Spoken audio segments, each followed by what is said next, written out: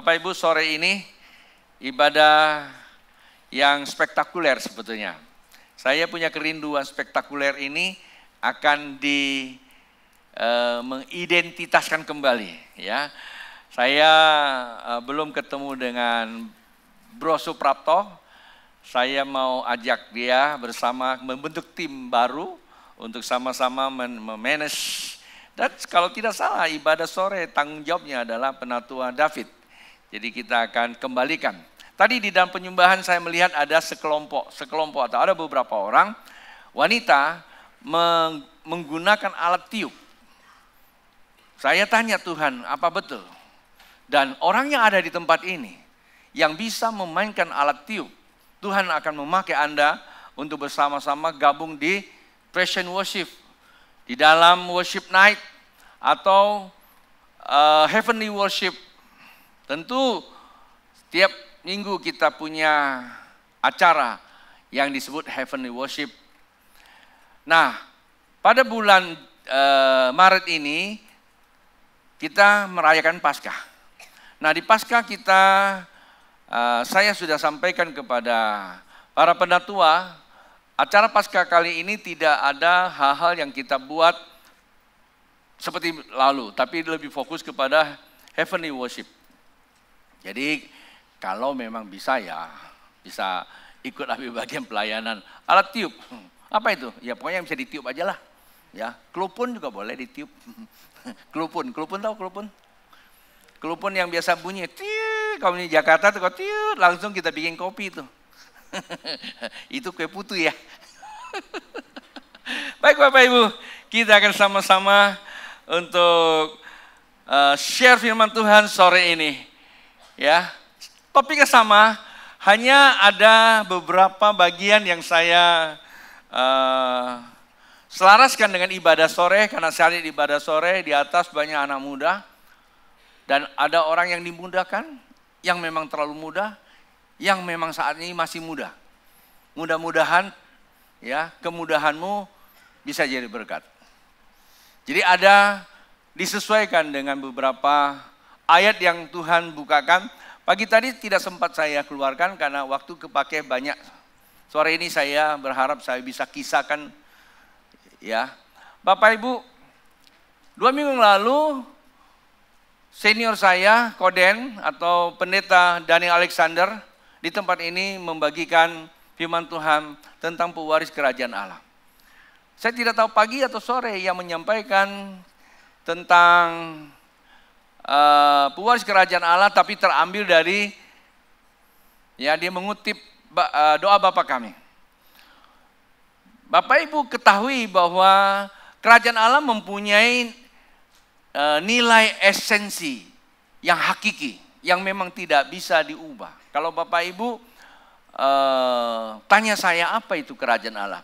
Kerajaan Allah sebetulnya memang berbicara tempat, tetapi tempatnya di mana? Sebetulnya tempatnya itu di mana-mana. Sebab Alkitab kata, kalau ditanya kerajaan Allah tidak ada di sana, tidak ada di sini, tapi ada di sana, ada di sini. Dan ada di tengah-tengah kamu. Artinya kerajaan Allah itu satu dimensi yang tidak bisa lihat, tapi itu fisik, realita. Fisik apakah suatu tempat? Ya bisa, tetapi di mana tempat? Di mana orang percaya, dan itu menyatakan kerajaan Allah. Tetapi esensi daripada kerajaan Allah itu adalah bukan soal makanan dan minuman. Kendatipun itu memang dibutuhkan. Siapa yang tidak butuh makanan dan minum dan pakaian?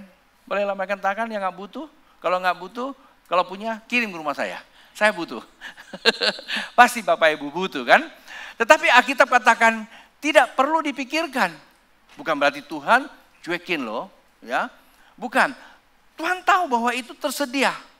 Alah, sebelum kita kenal Tuhan udah tersedia kok. Ya, bukti saja rumput tidak ada yang sembayang. Ada rumput sembayang? Ada gereja buat rumput? Nggak ada kan? Pernah lihat rumput mati? Mati karena kepanasan, karena ulahnya manusia. Ya. Rumput itu bisa hidup, ya. Kalau Anda tidak percaya pulang ke rumah, kalau di samping kiri kananmu ada pohon pisang, Anda potong pohon pisangnya, Anda ambil kopi aja, minumlah. 1 gelas kopi belum selesai, tunas di tengah-tengahnya dia sudah muncul minimal 2 cm. Itu namanya apa? the power of resiliency. Ada kekuatan dari dalam dia sendiri bertumbuh. Lalu siapa yang gerakin? Para ilmuwan yang tadinya tidak percaya Tuhan, ateis sekalipun, ketika dia menyelidiki ilmu pengetahuan, ayah mengakui bahwa di alam semesta ada satu kekuatan yang tidak dapat diterjemahkan oleh akal pikiran manusia.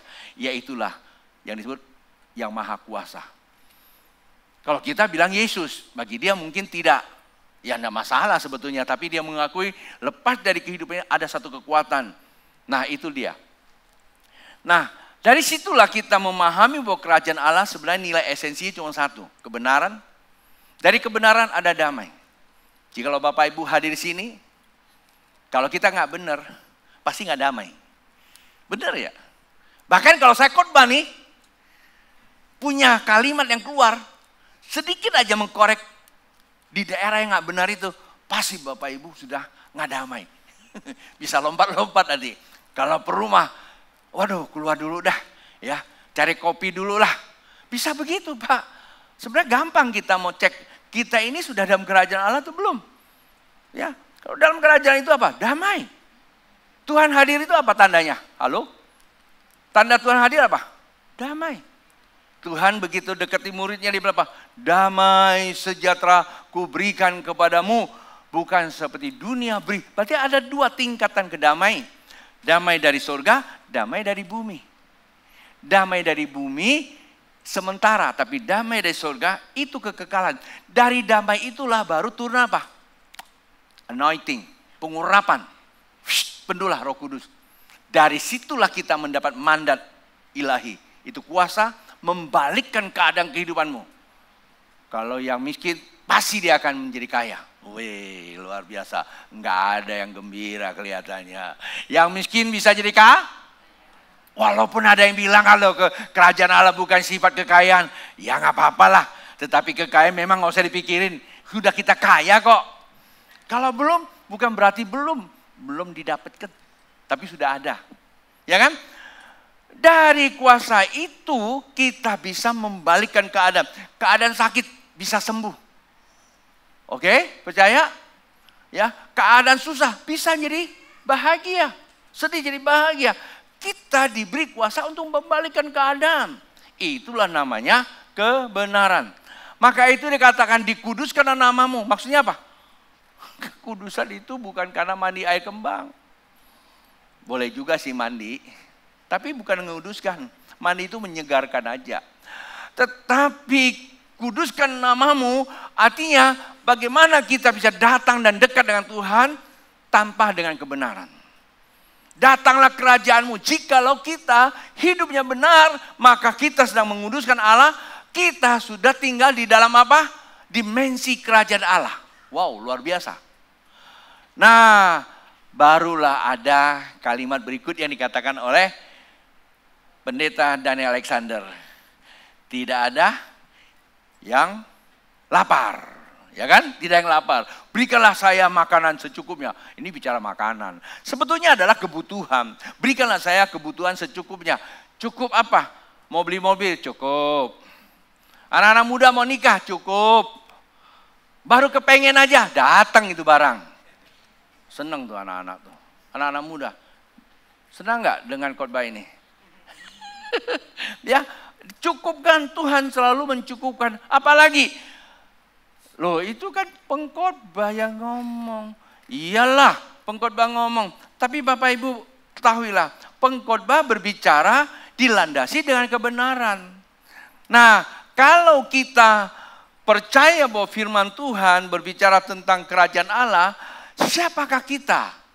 Kita ini tahun 2024 Tuhan membukakan pemahaman, Tuhan wahyukan kita melihat bahwa kita sebagai generasi pewaris kerajaan Allah. Loh, kalau Anda dan saya pewaris kerajaan Allah, siapa? Berarti kita anak. Lah kalau kita anak, maka Alkitab kata apa? Cukup. Waduh, bilang sama samping kiri kananmu, hidupmu cukup.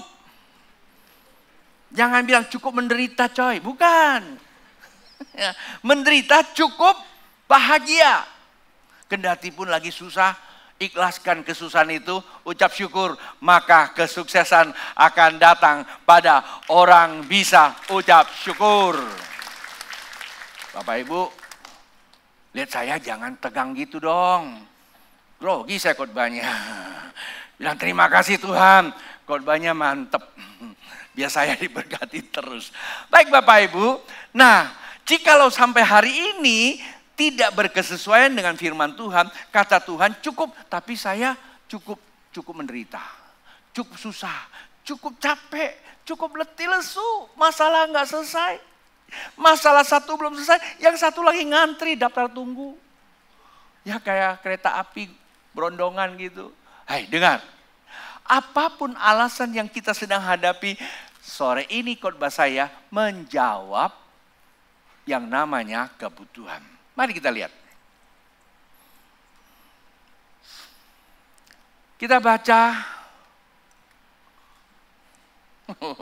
Rupanya belum dibuka. Lukas pasal 15 ayat 12 berkata, kata yang bungsu kepada ayahnya. Ini cerita tentang anak yang terhilang, ini umpama. Kata perumpamaan itu berarti apa? Tuhan berbicara kepada kita menggambarkan kehidupan orang percaya. Ini gak ada dalam Kejadian, tetapi Tuhan berbicara buat Anda dan saya. Kata Tuhan, kata yang bungsu kepada ayahnya, Bapak berikanlah kepadaku bagian harta milik kita yang menjadi hakku. Kita menjadi hakku. Berarti harta itu bukan punya dia, punya kita. Kata kita berarti termasuk Bapak. Kalau Bapak dan anak, harta itu punya siapa? Ya punya Bapak lah. Karena dia anak apa? Pewaris sebetulnya. Ya kan? Lalu bapaknya ngomong sama bapak lagi, Bapak berikanlah kewe buat saya. Bapaknya belum mati udah minta kewe duluan. Menurut Anda kalau bapaknya belum mati, Anda langsung minta kewe, sini ngerti ya kewe? Jangan-jangan orang Pontianak nggak ngerti kewe. Kewe itu harta. Kami Jakarta bilang, wah kewe. Ya itu harta. Loh bapaknya belum mati udah minta harta duluan, pembagian warisan gitu. Kira-kira menurut Anda orang seperti itu kurang ajar nggak? Kurang ajar menurut Anda kan? Betul nggak? Loh bapaknya belum mati, ya salah nggak sih minta? Ya mungkin ada yang berkata, iyalah salah banget. Coba kita lihat ya. Lalu ayahnya membagi-bagikan harta kekayaan itu di antara mereka. Beberapa hari kemudian anak bungsu itu menjual seluruh bagiannya itu, lalu pergi ke negeri yang jauh. Nah, ayat 14. Di sana ia memboroskan harta miliknya itu dengan hidup berfoya-foya. Perhatikan baik-baik, kalau Bapak Ibu membaca, saya akan coba satu persatu terangkan. Ya, setelah dihabiskannya semuanya, timbullah bencana kelaparan. Sebetulnya bencana kelaparan bukan karena hartanya dihabiskan. Ya kalau anak satu ini habis harta lalu bencana timbul, berarti kehidupan ini bergantung pada anak ini nih. Bukan. Sebetulnya yang namanya bencana kehidupan itu selalu ada setiap waktu. Akan tetapi dia terimbas oleh karena bencana itu. Kenapa? Ya pasti ada penyebabnya. Negeri itu dan ia pun mulai melarat. Ya kelaparan di dalam negeri itu. Negeri itu dalam keadaan bencana, apes banget ya. Anak yang dapat kewe, dapat harta dari bapak, ya pun mulai melarat juga. Dunia susah, anak kerajaan ikut susah. Ngerti gak? Kayaknya kontra ya dengan atas ya. Lalu pergi dan bekerja pada seorang majikan di negeri itu. Orang itu menyuruhnya ke ladang untuk menjaga babinya. Bagus juga sih. Mendarat jaga babi. Minimal bipang kali ya. Minimal kan. Tapi kenyataannya enggak loh. Jangankan bipang. Ya kita lihat apa yang terjadi. Lalu ya ingin mengisi perutnya. Cuma mau makan loh. Cuancia. Bukannya cuecia. Cuancia. Mau cuancia. Cuancia. Perutnya dengan ampas yang menjadi makanan babi. Sampai-sampai segitu menderita. Jangankan bipang. Ya, ampas saja tak ada. Ya, ampas babi aja itu nggak ada. Kalau makanan babi masih oke lah. Apalagi kalau kota besar makanan babi itu sudah buatan pabrik ya. Kalau dulu kami di kampung makanan babi itu dari pisang, batang pisang dipotong-potong, direbus segala macam ya. Ya kalau lagi lapar-lapar saya pikir itu pun tidak terlalu masalah sih dimakan ya. Tanda kutip. Tapi bukan itu, ampas babi pun tidak ada. Artinya apa? Sangat susah, amat susah. Kayak kereta lokomotif. Susah. Duit, susah duit. Ada lokomotif kan susah duit ya. Amsyong. Tetapi tidak seorang pun yang memberikannya kepadanya. Tidak seorang pun yang memberikannya tidak memberikan makan maksudnya ya. Oke Bapak Ibu, kita coba bedah ini sebelum kita maju ke catatan kesimpulan saya dari beberapa ayat ini. Bapa, berikanlah kepadaku bagian harta milik kita yang menjadi hakku. Kalau yang pagi tadi ikut ibadah pasti ngerti. Pertanyaan saya, salah nggak kalau anak itu minta harta ke berapa bapaknya? Bapaknya belum mati loh. Ini perumpamaan. Saya tanya, kayaknya pagi tadi ikut ya. Ikut ibadah kasih kamu pagi tadi? Ya, lihat saya dong. Ini artis. Hah? Tiok meh, ya PBC itu ya, kayak ya. Hah? Tiok, lu sibuk tiap tame kaya. Yang tidak ikut pagi tadi, Anda itu benar gak sih bapaknya belum mati udah minta harta duluan? Benar gak? Halo? Benar atau salah? Yang bilang benar siapa? Coba angkat tangan. Halo? Tidak ada. Yang bilang salah siapa? Coba angkat tangan yang salah. Ini benar kagak mau, salah kagak mau, cari aman. Bilang sama sampingnya, bosiau lo cari aman aja. Tapi orang Pontianak pasti gak ngerti bosiau itu apa.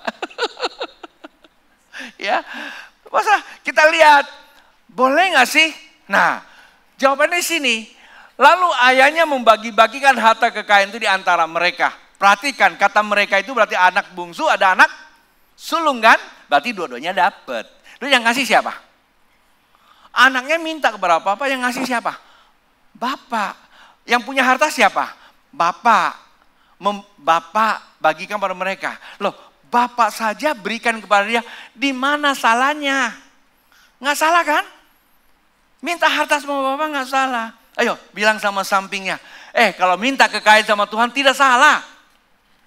Minta pinter nggak salah. Minta ganteng nggak salah. Minta cantik nggak salah. Minta gemuk, janganlah, bermasalah. Minta gemuk jangan, bermasalah. Ya. Minta langsing, tanyanya bagaimana caranya. Tanya Revi juga.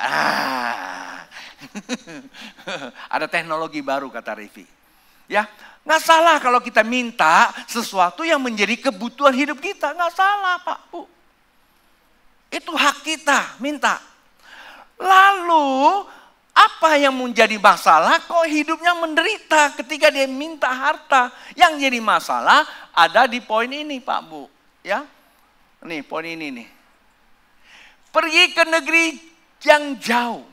Pak, Bu, ketika kita minta harta dari Bapak, Bapak itu bicara tentang kebenaran. Ketika kita ingin dapatkan sesuatu dari kebenaran, lalu kebenaran itu memberikan kepada kita, itu benar. Itu namanya kasih karunia. Kebenaran, kasih karunia. Yang jadi masalah, siapa yang menarik kamu untuk mendapatkan harta itu? Anak bungsu ini minta harta tidak salah, Bapak kasih. Tapi yang jadi masalah, negeri itu yang menarik dia. Kata negeri itu adalah dunia ini. Pak, Bu, minta harta, minta kekayaan, minta pintar, minta hebat itu nggak salah. Yang jadi salah kalau motif kita ini terjebak kepada konspirasi dunia. New Age Movement, gerakan dunia baru. Gerakan dunia baru meniadakan kebenaran, bersandarkan kepada kekuatan hidup. Kekuatan hidup yang kita kenal hari-hari ini namanya demokrasi. Dalam bahasa bahasa Latin, kata demos itu rakyat. Christ itu kreasi, itu kuasa. Nah, demokrasi kekuatannya pada rakyat atau kepada massa. Berbasis kepada opini. Apa yang dibuat di dunia ini menarik kita untuk terjebak di dalamnya. Dan Alkitab banyak berikan contoh berapa banyak hamba-hamba Tuhan yang tercatat dalam Alkitab terjebak kepada konspirasi dunia. Jadi saya katakan bahwa berkat kebenaran dengan kasih karunia itu adalah berkesesuaian. Akan tetapi kalau terkonspirasi dengan dunia yang jahat, dunia ini, maka semakin kamu dijerat sama dunia, maka semakin keluar dari kebenaran. Keluar dari kebenaran dengan kasih karunia berbanding lurus. Semakin jauh kasih karunia, semakin apa? Turun. Persoalan berbanding terbalik. Paham ya maksud saya ya? Kalau kasih karunia semakin rendah, karena semakin jauh dari kebenaran, maka beban hidupnya semakin berat. Dulu saya menggunakan sebuah statement. Jikalau kamu beli rumah, DP-nya tinggi, beban bulannya apa? Ringan kan? Betul enggak? Maka kalau beli rumah, jangan bikin DP yang murah, yang kecil. Kalau DP-nya ringan, bebannya pasti berat. Betul nggak Rini? Kenapa saya tanya Rini, pakarnya? Kalau kamu mau bebannya ringan, kasih DP-nya 100%. Nggak usah bayar tiap bulan. Alias cash. Ya bayar. Nah DP itu saya berikan pengertian doa dan penyembahan. Kalau hidupmu mau pengen selalu hidup di dalam kasih karunia, doa dan penyembahan itu kedekatan kita dengan kebenaran. Nanti saya akan bukakan. Jadi semakin kita jauh dari kebenaran, semakin dekat dengan dunia yang sifatnya sementara. Segala sesuatu yang ditawarkan dunia seperti apa? Fata morgana. Kelihatannya indah, tetapi sifatnya sementara. Dari situlah kita akan dijebak, lalu menimbulkan apa? Letih, lesu, lelah. Kalau letih, lesu, dan lelah, maka kita kehilangan daya cipta. Daya cipta itu pikiran kita drop alias tidak sadar. Kalau sudah tidak sadar Pak Bu, maka kita menghalalkan segala cara untuk kita carikan makan. Dalam gambaran ini ampas babi dihalalkan. Itu pun tidak akan mengenyangkan Bapak Ibu. Kalau kita kehilangan daya cipta, daya pikir yang sehat, alias mentalnya terganggu, maka kecenderungan hidupnya itu akan mengalami kemerosotan moral dan etika. Keluar dari kebenaran berarti cara berpikirnya tidak konstruktif. Oke? Bisa mengerti Bapak Ibu? Kalau berpikir tidak konstruktif, maka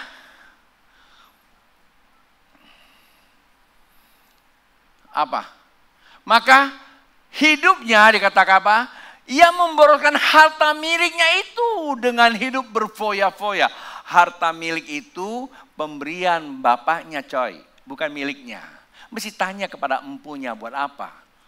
Kalau kamu minta sama bapak, bapak berikanlah saya makanan secukupnya. Berapa makanan yang kamu butuhkan satu hari?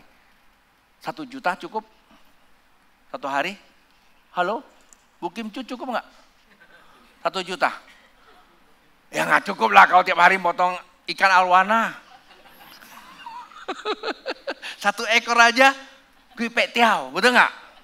Cukup nggak 1 juta 1 hari? Cukup, betul kan? Tapi tiba-tiba Tuhan kasih 1 hari 10 juta. Bilang apa? Padahal 1 juta udah cukup, dikasih 10 juta. Masih ada kelebihan 9 juta. Pernah nggak tanya sama Tuhan, Tuhan yang 9 ini buat siapa? Nah yang jadi masalah kalau kita tidak tanya, lalu pikir, wish, ada 9 juta, tiket ada promosi. Tiket promosi gak ada masalah, ya kan? Tidak punya rencana, tiba-tiba tiket promosi, dia beli tiket lalu pergi jalan-jalan. Jalan-jalan juga gak salah. Tetapi yang masalah, uang yang 9 juta kamu pernah nanya nggak? Siapa tahu Tuhan titipkan kamu untuk memberkati tetangga kamu yang sedang membutuhkan. Halo? Seorang sahabat saya, dia pengkhotbah, dia mau pakai merit. Pendeta, ya, itu bikin apa aja capnya cap iman. Mau merit juga cap iman. Benar. Ya, udah buat semuanya, tunggu sama Tuhan, dia bilang. Lalu dia diundang pergi ke Surabaya, di Jawa dia berkhotbah, dikasih persembahan 10 juta. Dia telepon sama calon istrinya, saya dapat 10 juta, kayaknya udah bisa beli ranjang. Zaman itu ranjang paling-paling dari 1 juta, ya kan? Oke, lalu dia waktu pulang naik mobil sampai di Jawa Tengah, dia mampir di rumah, mampir di satu gereja, dia dapat khotbah di situ. Pada saat waktu dia berkhotbah, ini cerita dia, ya. Waktu dia berkhotbah, dia itu orang yang bikin lagu Bagai Raja Wali, saya nggak sebut namanya, ya. Itu aja yang lagunya Bagai Raja Wali itu. Saat waktu Raja Wali lagi topnya, dapat duit banyak dia. Lalu waktu dia lagi khotbah di Semarang, tiba-tiba pendetanya umumkan, mari kita berdoa. Sebab gereja kita ada yang bocor. Sudah dihitung sama panitia, butuh uang 10 juta. Pertama dia dengar 10 juta, dia diam karena nggak ada masalah buat dia. Lalu pendeta itu bilang, 10 juta ini segera kalau enggak gereja kita kalau bocor terus bisa rusak lebih parah. Lalu waktu dia lagi berdoa ada suara bilang, tadi lu kan dapat 10 juta, kasih aja. Lalu dalam nama keluar setan. Dia mau merit toh. Ditengking sama dia. Ini cerita dia, ditengking dia. Datang lagi, kasih aja. Ikhlaskan. Nggak jadi nikah loh. Nikah urusan saya. Tapi urusan 10 juta aku titip sama kamu bayar. Dimarahin sama Tuhan. Kurang lebih gitu. Aku titipin kamu bukan milik kamu. Lalu dia berikan 10 juta ini. Gede saksinya dia. Dia berikan 10 juta. Kemudian dia berdoa sambil nangis. Sepertinya dalam manusianya berkata, nggak jadi nikah kali ini ya. Iya sepertinya, tapi nggak seperti itu sih. Lalu selesai dia doa, dia salam sama pendeta, mengapa tadi saya mampir khotbah di sini? Ya kurang lebih, ini cerita dia sih, memang agak lucu ceritanya. Lalu dia pulang ke hotel, dia kasih tahu sama istrinya, calon istri, yang kayaknya uang tadi saya persembahkan. Istrinya luar biasa dukung, puji Tuhan. Ya, bila mana kita berani menabur, maka Tuhan melihat taburan kita dengan hati yang tulus. Punya calon istri yang seperti itu, ini udah gak boleh tawar-menawar lagi, langsung beli aja. Oh ya, bungkus. Ya istri yang begitu kan bagus. Daripada suami mau kasih, jangan yang, aku punya lipstik belum beli loh. Bilang sama sampingnya, pendeta gak ceritain kamu lah. Tapi orang satu ini kayak gue kenal deh. Suami mau kasih berkat, istri tahan-tahan. Di sini nggak ada, yang saya lagi ngomong sana, nggak tahu di mana. Oke, akhirnya pulang dia. Begitu sampai di Jakarta, calon istrinya datang ke dia. Dia bilang, yang, dia bilang, mari kita pergi. Ada apa kamu senang? Pergi lihat rumah. Mimpi apa lihat rumah? Dia bilang, kemarin ada seorang pengusaha telepon. Dia bilang dia mau pengen beliin rumah buat kita merit. Rumah disediakan, semua fasilitas sediakan. Termasuk biaya nikah, semua tersedia. Allah mencukupkan. Ini bukan jebakan Anda supaya beri persembahan. Enggak, ini tiba-tiba aku cerita aja. Kenapa? Karena dia tahu apa yang Tuhan mau. Yang jadi masalah kalau kita keluar dari kebenaran, kita tidak tahu apa yang Tuhan mau. Yang kita tahu cuma apa yang kita mau. Semakin kita mau lagi, semakin mau, maka kadar kesadaran kita semakin turun, turun lagi kesadarannya, mau lagi, lelah. Mau lagi, lelah. Jadi gila kan? Stres. Cara berpikir tidak konstruktif, menghalalkan semua cara. Dan bagi dia semua adalah kebenaran. Dan ini masalah Bapak Ibu. Dan itulah kejadian. Apa sih yang membuat anak bungsu ini masalah? Karena pergi keluar dari kebenaran jauh. Akibatnya ia pun mulai mendarat.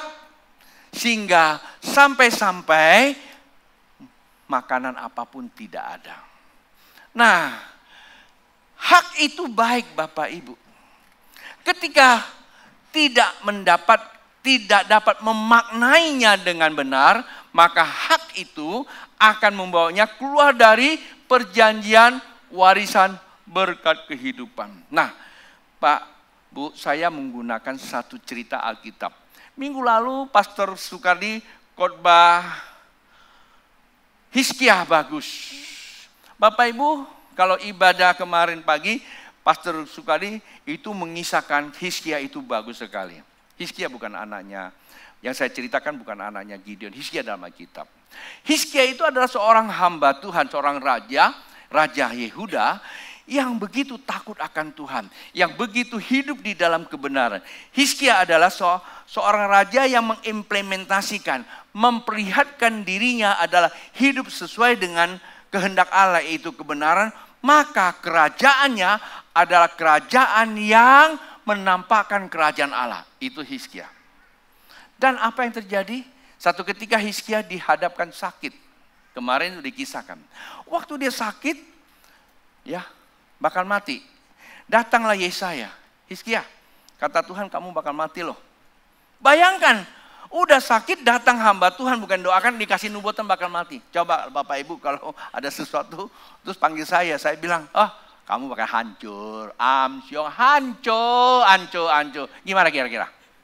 Pasti Anda akan tawar hati dan marah-marah kan.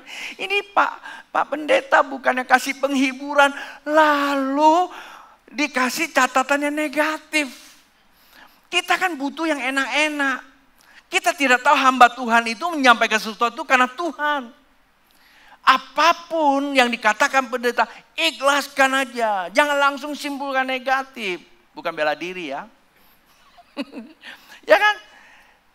Hizkia enggak tersinggung loh. Hizkia langsung berpaling dari Yesaya. Ya Tuhanku, mengapa harus begitu? Bukankah aku sudah memusnahkan namanya rehutan? Artinya ulat tembaga yang disembah pada saat Musa dan yang disembah oleh orang-orang Yahudi. Sudah saya tumbang, semua saya bersihkan. Sekarang saya menyerahkan hidup kepadamu. Engkau kok tiba-tiba umur saya mau diperpendek. Saya mau dicabut. Dia minta Tuhan kalau boleh kasih 15 tahun aja. Dan apa yang terjadi Bapak Ibu? Doa yang didengar oleh Allah dan dijawab oleh Tuhan. Dia mendapatkan perpanjangan usia 15 tahun. Dan doa dijawab. Tapi Bapak Ibu, kisah ini sangat luar biasa, sangat inspiratif. Tetapi yang namanya manusia ketika mendapatkan kebenaran dan kasih karunia, ingat itu bagus. Yang jadi masalah kalau kita terjebak kepada konsep dunia. Nah, Hizkia terjebak. Dan tiba-tiba datang lagi yang nama Yesaya. Yesaya bilang, Hizkia, kamu sakit disembuhkan. Datanglah raja dari Asyur, Babel. Lalu mengucapkan terima kasih, Allahmu hebat. Apa yang kamu perlihatkan? Wah, saya bawa dia keliling lihat tuh harta saya, kehebatan saya. Anda baca aja gitu. Dia kasih lihat semuanya, dikasih lihat. Dan Yesaya bilang, ingat Hizkia. Tuhan bilang bahwa nanti akan datang, kerajaanmu hancur, keturunanmu akan hancur semua. Dan apa jawabnya Hizkia?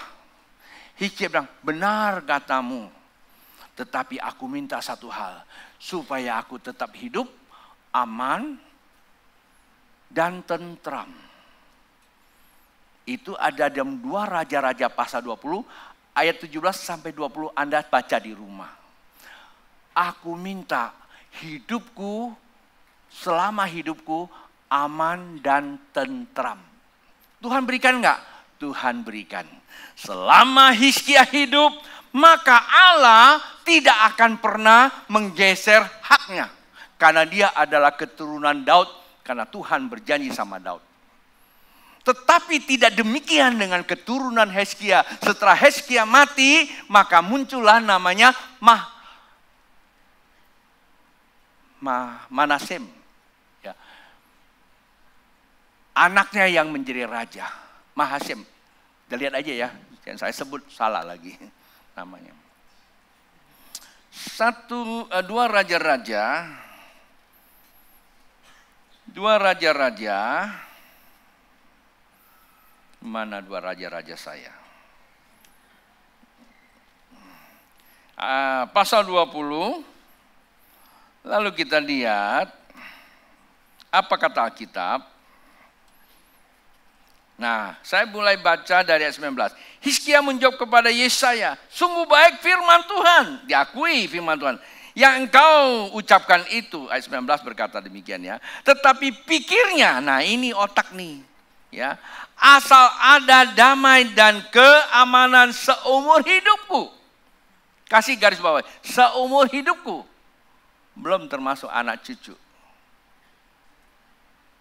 Kau Kati, orang yang tidak tahu apa maksud Tuhan. Selebihnya dari riwayat Hizkia, segala kepahlawannya dan bagaimana ia membuat kolam dan saluran air dan mengalirkan air ke dalam kota. Bukankah semuanya itu tertulis dalam kitab sejarah raja-raja? Kemudian Hizkia mendapat perhentian bersama-sama dengan nenek moyangnya. Maka Manasye anaknya menjadi raja. Nah, anaknya Manasye. Anda baca sejarah Manasye. Manasye itulah mengkonspirasikan hidupnya dengan dunia. Dan oleh karena Manasye dan turunannya, Yesaya dibunuh. Mengapa? Keegoisan manusia bisa tercipta manakala saat waktu dia berhasil, dia tidak ingat keberhasilan itu semata-mata kasih karunia, maka dia keluar dari kebenaran. Pada saat dia keluar dari kebenaran, maka nilai kerajaan Allah turun. Mungkin bukan di masa dia, tapi di masa turunan dia. Bapak Ibu, pagi tadi saya memberikan sebuah kisah yang cukup, saya tidak mengulangi lagi. Hanya sedikit aja. Itulah sebabnya bahwa seorang anak Tuhan mencapai tingkatan atau indeks spiritual yang maksimal, dia yang pertama harus memiliki hati Bapa. Hati Bapa itu di KPG ada. Jangan-jangan sudah pada lupa. Hati Bapa pertama itu kasih, rela berkorban, mengayomi, tanggung jawab, menerima apa adanya, mensupport, ya, menerima. Dan itulah hati Bapa. Orang seperti itulah yang akan diberikan mahkota sebagai imamat rajani. Tidak ada imam yang tidak memiliki hati Bapa. Ini bicara Alkitab. Itulah sebabnya Bapak Ibu, saya mau tanya kalau Anda punya anak. Bapak Ibu mau punya anak, kalau anaknya sedang batuk, sedang tidak enak badan, yang susah siapa? Anaknya memang pasti susah menderita, tetapi orang tua lebih menderita, bukan? Adakah Bapak Ibu begitu lihat anak susah, bilang begini, luar biasa, puji Tuhan, ya rasain loh, ada enggak? Enggak ada. Bahkan kalau perlu kita bilang begini, Tuhan kalau boleh penyakitnya pindahkan sini aja. Ya Pak ya. Alek, kamu punya anak. Ketika anakmu mungkin batuk, mungkin lagi anak bandel, kira-kira kamu apa? Oh, enggak apa-apa, itu dinamika hidup, puji Tuhan. Begitu? Tidak, pasti kamu akan selalu berdoa. Minimal cari bagaimana cara supaya anak itu bisa reda. Ya Pak ya? Bapak Ibu, manusia yang jahat saja memiliki hati Bapak bisa buat seperti itu. Bagaimana Bapak di sorga yang tahu setiap persoalan Anda dan saya. Haleluya. Tepuk kiri kananmu. Yang terpenting jangan keluar dari kebenaran. Apapun boleh kamu dapatkan, kebenaran jangan dijual. Amin. Kita teruskan lagi Pak Bu, saya mau akhiri ya. Catatan saya di bawah.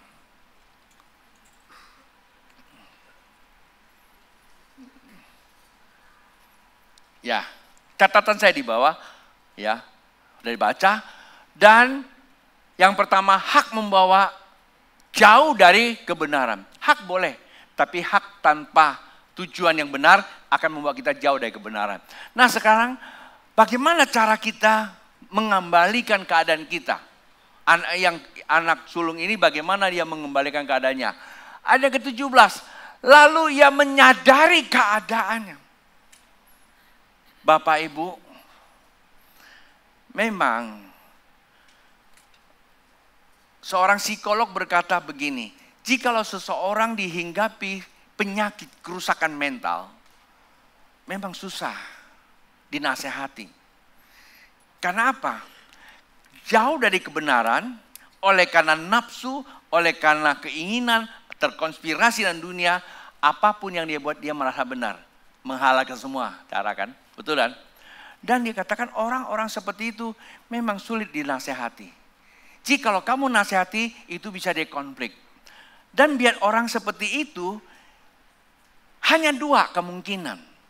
Saat waktu dia sedang hadapi kesusahan dia, sampai pada titik nadir, dia akan tertabrak kondisi yang tidak lagi bisa berdaya. Seperti saya dulu pernah mengalami, sudah tidak berdaya, saya cuma bilang, Tuhan apa salah saya? Pak Bu, Tuhan itu maha hadir, Tuhan butuh. Anak bungsu ini, saat waktu dia sudah tak berdaya, makan sudah tidak ada, maka dia sadar. Sadar adalah keterhubungan kembali kepada kebenaran. Kenapa saya bilang begini? Di sini dikatakan, katanya Bapak, ya, betapa banyaknya orang apa? Upahan Bapakku yang berlimpah-limpah makanannya. Waktu dia sadar, yang dia ingat apa? Bapak. Dunia sudah membuat dia susah. Sehingga waktu dia sadar, dia tidak lihat lagi dunia, dia ingat Bapak. Bapak Ibu, kesadaran manusia atas kehidupan yang membuat dia terpuruk, dia tidak boleh bersifat skeptis, hanya menyesali. Orang yang menyesali apa yang dia buat tidak berdampak apa-apa. Justru sebaliknya penyesalan akan menarik dia untuk apa? Semakin terpuruk. Di Alkitab ada dua contoh, Petrus dengan Yudas. Dua-duanya bermasalah dengan kebenaran. Yudas menyesal akan perbuatannya. Akibat dia main ayunan. Orang main ayunan ada wadahnya, dia enggak, dia gantung di leher. Paham maksud saya? Tidak usah diperjelas. Beda dengan Petrus. Ketika dia menghadapi suatu kondisi, dia sadar. Sadar dia datang kepada Tuhan. Kembali kepada kebenaran. Anak yang terhilang ini, ketika dia sadar, apa yang terjadi? Tetapi aku di sini mati kelaparan. Aku akan bangkit dan pergi kepada Bapakku. Dan berkata kepadanya, Bapa, aku telah berdosa terhadap sorga dan terhadap Bapa. Pertanyaannya, mengapa pengakuannya, Bapa, aku telah berdosa terhadap sorga. Kok bukan terhadap Bapak pada harta yang diambil dari Bapak? Sorga itu adalah tempat kita yang esensi. Hidup manusia yang sesungguhnya. Bapa adalah sumber untuk kita kehidupan. Saat waktu dia meniadakan, mengabaikan perintah Bapa ada kebenaran, sesungguhnya dia telah menodai. Dia telah menghujat kesediaan sorga yang namanya adalah kerajaan Allah atau Roh Kudus. Barang siapa yang menghujat Roh Kudus merupakan media kerajaan sorga, maka sesungguhnya tidak ada pengampunan. Paham Bapak Ibu? Hati-hati dalam hal ini. Maka itu dia, karena aku telah bersalah kepada sorga dan kepada Bapa. Pengaku yang luar biasa. Bukankah hari-hari ini kebenaran diberitakan? Bapak Ibu kalau datang sini pengampunan bukan kepada pendeta. Kendati mungkin pendeta pernah menegur Anda ngalami sesuatu yang sangat sakit karena teguran pendeta saat waktu dia khotbah. Saya selalu berkata, pendeta banyak bicara. Pendeta juga manusia, bukan malaikat. Terkadang bahasa pendeta ada kalimat-kalimat yang tidak terlalu menyenangkan. Bisa juga melukai kita. Tapi catatan buat Anda, pendeta tidak punya niat jahat. Kalau dia punya niat jahat, nggak mungkin dia dipakai Tuhan. Kalau dia masih dipakai Tuhan, ikhlaskanlah apa yang telah engkau terima. Ucap syukurlah masih ada orang yang bisa negur kamu. Yang penting tetap berdamai kepada sorga, maka akan berdamai kepada kehidupan. Dirimu sendiri akan didamaikan. Ada amin? Kita teruskan lagi. Aku tidak layak disebut anak Bapa. Jadikanlah aku sebagai salah seorang upahan Bapa. Pengakuan cenderung kerendahan hati. Bapak Ibu, saya kasih catatan di bawah. Kesadaran merupakan keterhubungan nilai-nilai kehidupan kebenaran. Sadar sesungguhnya adalah ibadah. Pak, Bu, gimana sih ibadah? Ibadah itu sadar. Anda sadar karena Anda tahu bahwa Anda dipelihara Tuhan. Apapun yang kau kerjakan, baik lagi duduk, baik lagi setir mobil, baik lagi apa saja, sesungguhnya itu adalah ibadah. Karena kamu sadar melakukannya, karena Tuhan yang memberikan kita lakukan. Sadar keterhubungan dengan nilai kebenaran, sesungguhnya itu adalah ibadah. Dan apa yang kamu lakukan, itulah persembahan. Maka kita buatlah segala sesuatu seperti untuk Tuhan. Jadi jangan berbantah-bantah dan menunda-nunda. Teruskan Bapak Ibu. Yaitu membangkitkan niat mengalami ketersediaan energi kebenaran. Saat waktu kita sadar, kita ingin mengalami namanya energi. Energi apa? Energi kebenaran itu adalah kemerdekaan. Kalau kita dimerdekakan dari keterpurukan, dari sakit, merdeka dari segala beban berat, merdeka dari, bukan badan berat ya, beban berat maksud saya ya. Merdeka dari semua yang tidak baik, berarti apa? Kebalikannya kan? Yang sakit merdeka dari sakit berarti apa? Sehat. Itu energi, butuh energi. Saya tutup dengan pesan terakhir dari khotbah saya, ya. Dan membawanya terjadi pertukaran nilai hidup dalam kehidupan. Nah, ini dia. Kata anak itu kepadanya, "Bapa, aku telah berdosa." Tadi sudah disampaikan, tidak perlu saya ngulang lagi. Bapa yang dikatakan oleh Bapa, ayat 22, tetapi ayahnya itu berkata kepada hamba-hambanya, "Lekaslah bawa kemari jubah yang terbaik." Pak, Bu, jubah itu bicara apa? Kebenaran. Kalau Anda baca kitab Wahyu, jubah itu bicara kebenaran. Apa itu kebenaran? Pengurapan. Energi kebenaran adalah perlindungan kehidupan.